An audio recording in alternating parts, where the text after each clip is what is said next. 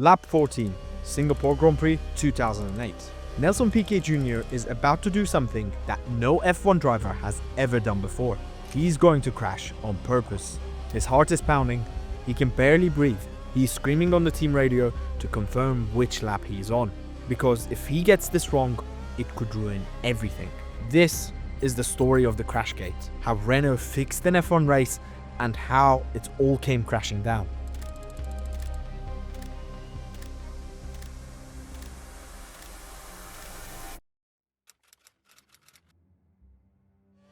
I was so scared, I could hardly breathe. This is not the usual statement of a Formula 1 driver racing at full speed. But this was no ordinary situation. Nelson Pique Jr. had been asked by his team to crash into the wall at a specific corner. He was straining his eyes and screaming on the team radio to confirm which lap he's on. As I hit the beginning of the 14th lap, it felt like my heart might jump out of my body, he said. After 13 laps of the Marina Bay circuit, Pique had a very unusual feeling. He knew he was going to crash.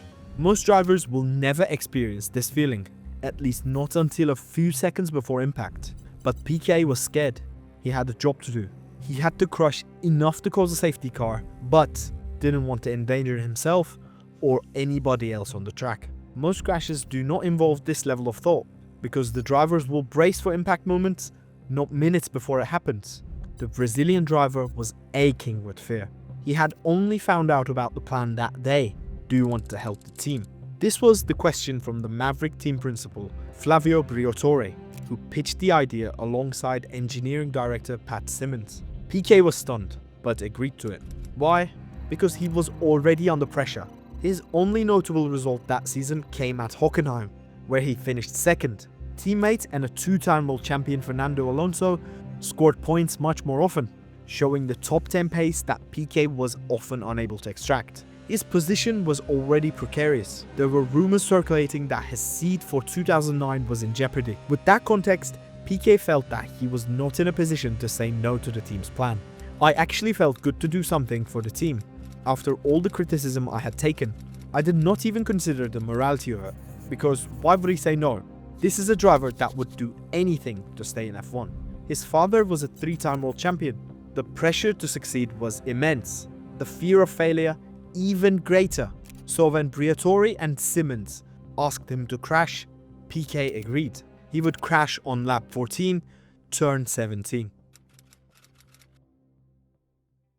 Renault had a difficult couple of seasons. After embarking on seemingly unstoppable path to success from 2003 onwards, the team won back-to-back double championships with Alonso in 2005 and 2006. But for 2007, Alonso left the team for McLaren, and Renault only finished third in the Constructors' Championship after McLaren's disqualification from second place was applied. They were the fourth best team back then. By Singapore 2008, they dropped to 5th in the standings. With just one podium all season and having qualified 15th and 16th at a difficult circuit for overtaking, the team management resolved that a radical new strategy was required. Briatore had led the team from 1991 to 1997, and then from 2000 onwards. He had won 7 world championships at the team and was all-powerful within it. According to Pique's later testimony, both Simmons and Briatore feared that Pique may not agree to their plan on grounds of safety or sporting integrity. If he said no, they wouldn't just lose a main component of their plan. He could have gone to the press to tell them of the idea, causing a huge fallout. Luckily for them, this fallout didn't happen, at least not on the day of the race. Pique agreed to crash on lap 14. But how did this benefit them? To understand why this plan worked, you need to understand the 2008 safety car regulations. When safety car was deployed, the pit lane was immediately closed. It stayed closed until all cars had bunched up behind the safety car. This was a safety measure. It prevented drivers racing back to the pits at full speed under yellow flags.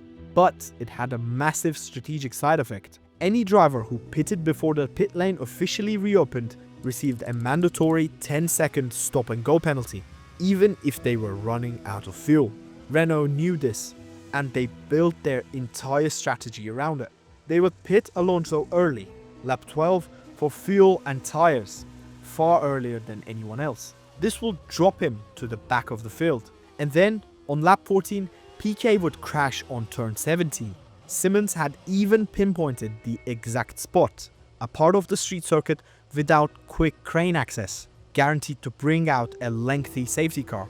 When the safety car came out, the pit lane would close. The leading cars, Rosberg, Kubica, others, they were near their fuel window. They had to pit soon, but they couldn't, not without a penalty. Some would dive in anyway and take the penalty. Others would wait, losing crucial time. Alonso, he already pitted. He would stay out, inherit track position, and suddenly find himself leading at a racetrack where overtaking is nearly impossible. It was a loophole in the regulations, and Renault was about to exploit it perfectly. Today, this wouldn't work. The FIA scrapped the pit lane closure after 2008. They banned the mid-race refueling entirely. Crashgate forced Formula 1 to close the door on this exploit. But in 2008, the door was wide open. The plan was set. Alonso pitted on lap 12 under green flag conditions. Unusually early, he dropped to the back of the field. On lap 14, Pique approached turn 17, and he knew what to do. He spun into the wall at the exit of turn 17. The safety car was called out, just as Renault hoped. The field closed up together with Alonso at the back. Under the rules at the time, no driver could pit while debris were still being cleared. The pit lane was closed. Leading cars were trapped. Alonso stayed out. He inherited the track position while his rivals either served penalties or queued in the pits. By the time everyone had cycled through their stops, Alonso, who started 15th, was at the front of the field. He stormed to victory, beating Nico Rosberg by 2.9 seconds. Renault had their first win in 2 years.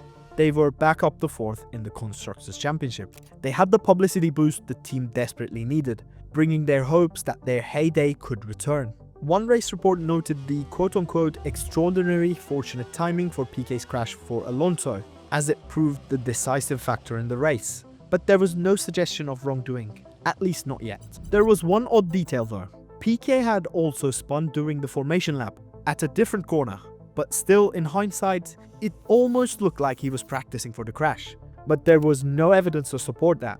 Just a funny coincidence that made the whole thing look even fishier once the truth came out. Alonso was able to bask in glory of a first win back at the team where he had enjoyed so much past success. "I cannot believe it right now," he said after the race. "I think I need a couple of days to realize that we won a race this year." Alonso has always maintained that he knew nothing of the plan. The investigation would later clear him of any involvement.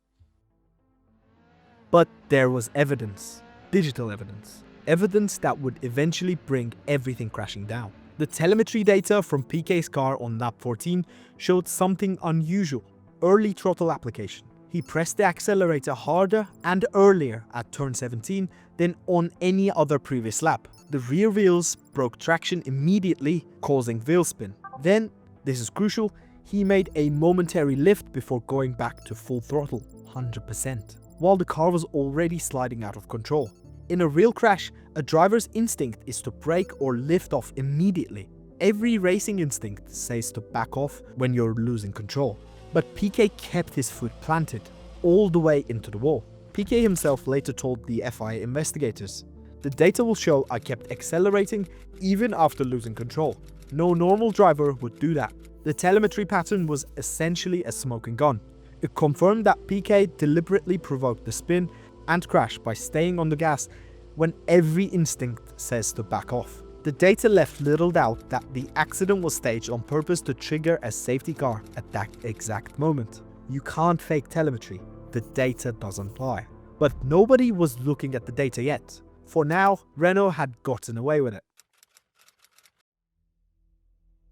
After the race, the paddock was buzzing, but not with celebration. Something felt wrong.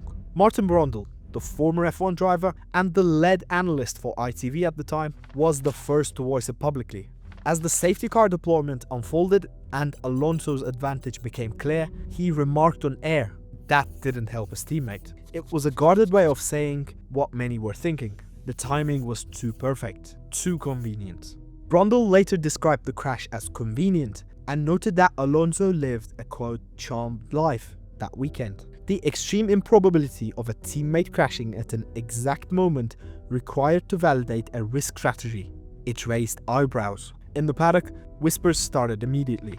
Nick Heidfeld from BMW commented on the funny timing of the crash, noting how perfectly it suited Alonso. Online forums moved even faster. Threads on Autosport appeared that same night, debating whether the race had been fixed. Users pointed out that Pique was fighting for his contract, making him vulnerable to pressure. Felipe Massa himself had suspicions. Years later, he revealed he suspected something straight away. He had seen Briatore and Jean Alesi in a heated discussion that raised flags, but at the time, he had no proof. So why didn't anyone act on these suspicions? Because nobody could prove it. And more importantly, there was a massive distraction. When the pit lane finally opened under the safety car, chaos erupted. Felipe Massa, leading the race, pitted, but Ferrari's automated pit system released him while the fuel hose was still attached. Massa accelerated, the hose ripped from the rig, knocking a mechanic to the ground. He drove down the pit lane with a heavy hose flailing behind his car. He had to stop at the pit exit while mechanics sprinted the length of the pit lane to detach it. He rejoined in the last place. The media went insane. The headlines the next morning told the story. Ferrari throws away the championship. Pit stop disaster cost Massa the title lead. The Pique crash, it was barely mentioned. Just a footnote, the trigger for Ferrari's disaster rather than the main event itself. The fuel hose incident was so visually dramatic, so catastrophic for the championship, it consumed all the oxygen in the room. Nobody was investigating Renault because everyone was focused on Ferrari's incompetence. It was the perfect smokescreen. But there was another reason people didn't pursue their suspicions. The idea was too extreme, too dangerous, too unthinkable. Max Mosley, the FIA president at the time, later admitted while the timing was suspicious, the FIA couldn't investigate based on a hunch, because nobody would do that. Order a driver to deliberately crash, risk injury or death in 2008, that was considered outside of the realm of possibility. The sheer danger of the act became its own camouflage. It was too crazy to be true. So Renault's narrative held. Alonso insisted that it was luck. Pique said it was a simple mistake. Briatore called it justice. And without proof, without telemetry, without a confession, the suspicions remained just that, suspicions. It would stay that way for 10 months, until everything changed in July 2009. Pique was eventually re-signed for the 2009 season on a one-year contract, but was struggling. After the 10th race of the season at Budapest, he had failed to score a single point, while Alonso had 12. This was not what Renault wanted. His contract was terminated before the next race at Valencia, but Pique was done staying quiet. Pique's father, three-time world champion Nelson Sr., told the FIA on July 26th, the day of the Hungarian Grand Prix, that his son wished to make a statement about Singapore. But Pique Jr. was scared, coming forward when potentially ending his career. Retaliation, blacklisting from the sport. FIA President Max Mosley made a crucial decision. They offered Pique Jr. full immunity from punishment in exchange for his testimony. The priority was exposing the conspiracy for the sake of sporting integrity, even if it meant one of the perpetrators would go unpunished. On Wednesday, July 29, Nelson Jr. gave his evidence to FIA in Paris. In the sworn statement, made before a French judicial officer for formality, Pique laid out the entire plot. He alleged that Briatore and Simmons asked him to deliberately crash his car to benefit Alonso. He agreed to the proposal and crashed his car under the instruction at turn 17, a predefined location most likely to cause a safety car intervention. He agreed to it because he thought it would help him to keep his drive for 2009. Briatore thanked Pique after the race, but there was no formal discussion of the incident outside the pre-race planning meeting. Pique then made a separate statement on August 17, 2 weeks later, focusing on the telemetry evidence. He explained how the data would show his abnormal throttle behavior, pressing the accelerator earlier in turn 17 than on the previous laps, and keeping it pressed until the moment of the impact. No genuine accident would feature this pattern. The FIA's technical department secretly pulled Renault's telemetry data from the Singapore race and analyzed it. Sure enough, they found the unusual features in Pique's throttle crash that corroborated the deliberate crash scenario. In the next couple of weeks, the FIA began a full investigation. They interviewed relevant Renault employees ahead of the Belgian Grand Prix, including Alonso and Simmons. Alonso said that his engineer and team handled the strategy, and that aggressive early refueling idea made sense, given his lowly grid position. He maintained his innocence. The investigation found no evidence whatsoever that Alonso knew about the plan, or aided in it. This seemed to be a covert plan between three individuals: Briatore, Simmons and Pique, to fix a Formula 1 race. Simmons was interviewed and became increasingly evasive. He tried to shift the blame to Pique, alleging that his driver had come up with the plan on the Saturday of the Singapore weekend. This seemed improbable, especially given that Simmons refused to answer FIA's question about the pre-race meeting. When asked directly, "Were you aware of the crash that was going to be on lap 14?" Simmons replied, "I don't want to answer that question." He was invoking his right to not incriminate himself. Briatore was next on the list to give his evidence. He handed the FIA a letter that he had written to Nelson Sr. a month earlier, accusing the Piquets of blackmailing him to keep Nelson Jr. in a seat. It was an incredible document. The available evidence pointed towards a grand conspiracy that was successful in stealing an F1 victory. But here was the team boss on the offensive, defending his actions and making serious allegations. He threatened to bring court proceedings against both of the Piquets. In a meeting with the stewards, he denied thanking Pique for crashing, before later claiming he said it as a joke maybe.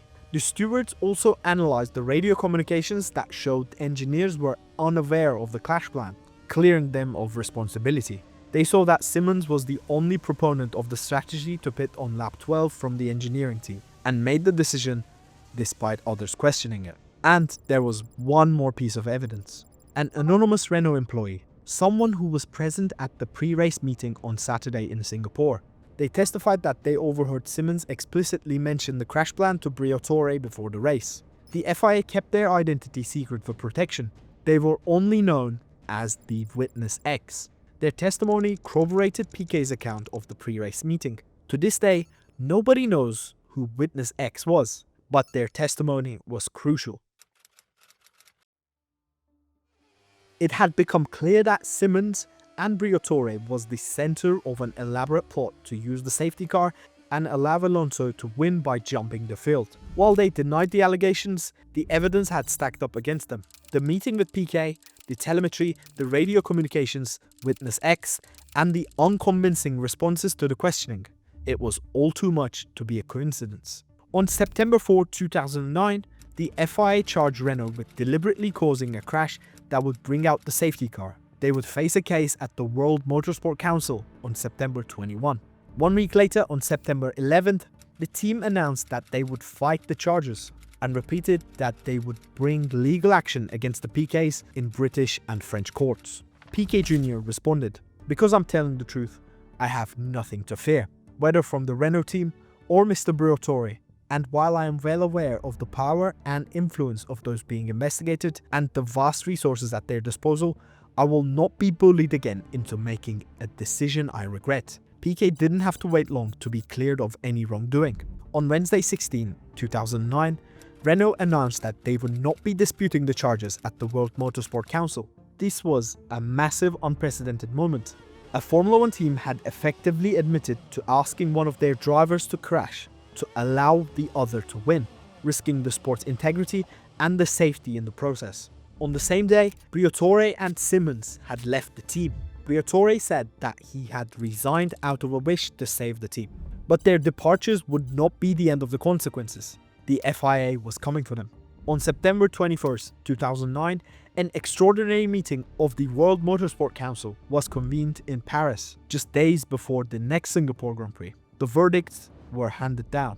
All except Briatore and Simmons were cleared of any wrongdoing. The Renault team as a whole given a suspended 2-year ban from Formula 1 to be imposed if there was a second crashgate. They were threatened with a full-time ban. But this was not imposed because the company forced Briatore and Simmons to leave. Simmons received a 5-year ban from FIA-sanctioned events. He got off lighter because he had partially confessed to FIA. Briatore, he was banned indefinitely from any FIA-sanctioned event. Drivers managed by him would not be given an F1 super license, and it was seen by many as a lifetime ban from the sport. Briatore maintained his innocence in the face of overwhelming evidence and was punished severely. The incident had wider repercussions for the company too. The media storm meant that Carlos Ghosn, the CEO of the Renault Group, was forced to answer questions about any role that the wider company had in the scandal. The chief operating officer, Patrick Pallotta, said that he didn't want the actions of two individuals to reflect upon the whole company and the entire Formula One team. This scandal had grown larger than Formula One and was clearly affecting the operations of Renault Group as a whole. The team had brought the sport and the company into disrupt. For Nelson Pique Jr., the scandal ended his Formula One career. Though he avoided any FIA sanctions by cooperating with the investigation, no team would hire him after such a notorious incident. As Martin Brundle remarked, Pique had made himself unemployable in Formula One by betraying a team's trust and admitting to race fixing. Pique never raced in Formula One again after the 2009 fallout. He later lamented, "I have ended up the victim. My career is over. No one has been punished more than I have." He lost his seat, his reputation, his F1 dream, while others in the scandal would eventually find ways back into the sport. Freed from the pressure of F1, Pique sought to rebuild his racing career elsewhere. He moved to the United States and competed in NASCAR from 2010 onwards. Then he transitioned into Formula E, the new electric series, a few years later. In a turn of redemption, he excelled there. Nelson Pique Jr. became the inaugural Formula E World Champion in 2015, winning that title by a single point. It was a measure of rehabilitation for a driver whose name has been tarnished in F1. Still, Pique has been candid about his mistake. "I bitterly regret my actions to follow the orders I was given. I wish every day that I had not done it," he admitted. He described the emotional turmoil he experienced at Renault, feeling trapped under Briatore's management and believing he was in no position to refuse the crash plan. In the end, Pique apologized repeatedly to the fans and the F1 community, acknowledging that while forgiveness might be unlikely, he wanted people to know the truth of what happened. The FIA gave him immunity, but the court of public opinion never did. The scandal came at an awful time for Formula One. It erupted amidst the fallout from the 2009 financial crisis, which meant that three manufacturers left the sport: Honda, Toyota, and BMW. They could not afford to have a cheating scandal, further worsening the sport's perceived relevance and public image. Even if Renault weren't banned, Formula One suffered. Meanwhile, Renault took severe commercial punishment. After the FIA's decision, Renault's two primary sponsors, ING Group and Mutua Madrilena, pulled out almost immediately. Within days of September 21 WMSC hearing, both companies terminated their sponsorship agreements. At the very next Grand Prix in Japan, Renault cars appeared with the ING logo stripped off the livery. The financial impact was catastrophic. ING Group had been paying around $65 million per year, over half of Renault's total sponsorship budget. The team was left scrambling to cover the massive shortfall in funding. The wider Renault company was also sensitive to the reputational damage. Formula One is as much as a marketing exercise as a sporting one for manufacturers, and being at the center of a cheating scandal did no favors for the Renault brand. There were rumors that Renault might pull out of F1 entirely to distance itself from the negativity. In December 2009, after weeks of deliberation, Renault decided to remain in Formula One, but sold a majority stake of the team to Luxembourg-based G9 Capital, roughly 75 to 80% of the team. In effect, Renault chose to scale back its ownership. The team would continue racing, retaining the Renault name for 2010, but with new ownership and eventually a rebranding. By 2011, it became Lotus Renault, and then Lotus F1 Team. This move, along with securing small sponsors to replace ING, helped the team survive the crisis. In the end, Renault F1's competitive operations continued, but long-term consequences of crashgate were felt for years. The team's performance dipped in the immediate aftermath. It took time to rebuild trust with the sponsors and the public. Fernando Alonso left Renault after 2009, joining Ferrari. Though his departure had been planned and wasn't officially a punishment, the timing meant Renault entered 2010 without their star driver. It wasn't until 2016 that Renault bought back the full ownership of the team and returned as a factory entry, having spent the intervening years under partial ownership as it recovered from crashgate. Renault has not won a single championship since 2006. It can be argued that Renault weren't really punished. The team wasn't banned, the results weren't thrown out. Simmons and Briatore continued to work in motorsport, but effects were still huge. Briatore and Simmons lost their jobs, and will be forever associated with the scandal. But they weren't done fighting. In October 2009, Briatore challenged his lifetime ban in French court, arguing the FIA's process were flawed. He said he wasn't given the proper access to evidence, including the mysterious Witness X testimony. Simmons joined the appeal of his 5-year ban. In a surprising turn, French court sided with them. On January 5, 2010, the court overturned Briatore's lifetime ban. They found the FIA had failed to follow proper legal procedure. It was a major embarrassment for the FIA.